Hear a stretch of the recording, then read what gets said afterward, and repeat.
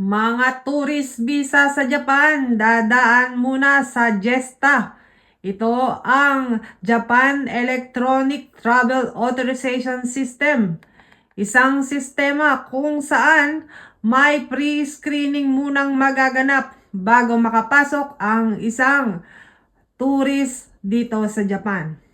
Ngayong araw, March 10, ay inaprubahan ang panukalang batas para amyendahan ang Immigration and Refugee Recognition Act sa isang cabinet meeting. Ayan.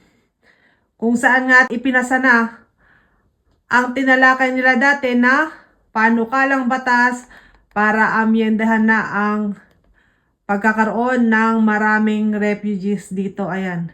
Yung mga pumupunta kasi dito sa Japan ay nag-a-apply ng refugee pagkatapos ng mga isang buwan. Ayan.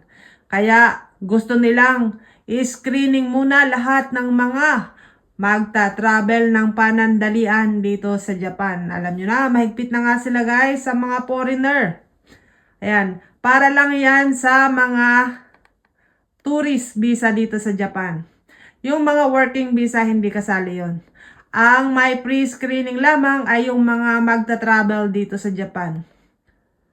Mapamayaman, mapamahirap, talagang i-screening nila kung kayo ay magta-travel dito sa Japan. Pero I think ngayong may mga gera, madalang ang magta-travel sa mahal ng mga gastos, at sa mahal ng mga bilihin. Mas mabuting itago muna ng mga, sa bagay, pag mayayaman walang kwenta yan. Pero ngayon kasi talagang dapat i-keep muna ang pera. Yan, wala naman tayong pakialam sa kanila. Yan, basta ang balita natin guys ay may pre-screening muna ang mga magta-travel dito sa Japan. Ayan. At karagdagan dyan sa balitang yan guys ay sinabi nga nila na magtataas nga ang visa fee in the future. Hindi nga natin masabi kung kailan ang magsisimula ito, pero on the way na nga. Ang sabi ko sa inyo ay on the way na. Naka-line up na. Waiting for implementation na lang na magsisimula nga ang presyo ng